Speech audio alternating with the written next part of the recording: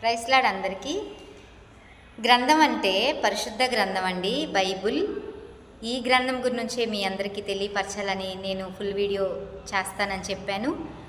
మీరందరూ దయచేసి వినాల్సిందిగా కోరుకుంటున్నాను మనస్ఫూర్తిగా. ఏంటంటే ఈ పరిశుద్ధ గ్రంథం మనకి ప్రార్థనకి వెళ్ళినప్పుడు మాత్రమే ఈ గ్రంథాన్ని పట్టుకొని వెళ్తున్నాం. ఇంటికి రాగానే దీన్ని బీరువాలో పెట్టడమో, ఒక అటక మీద పెట్టడమో, మళ్ళీ ప్రార్థన టైం అవుతుందంటేనే ఈ గ్రంథాన్ని తీస్తున్నాం.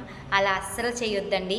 ఈ పరిశుద్ధ గ్రంథాన్ని ప్రతిరోజు భోజనం తినకుండా ఉండలేకపోతున్నాము, మరి మనం స్నానం చేయకుండా ఉండలేకపోతున్నాము, మరి మనకి ఏది కూడా రోజువారీ చేసే పనులు చేయకుండా ఉంటే మన శరీరం దాన్ని తీసుకోలేదండి. కానీ మన ఆత్మకి ఆహారం కావాలంటే పరిశుద్ధ గ్రంథంలో మాటలు చదవాలండి.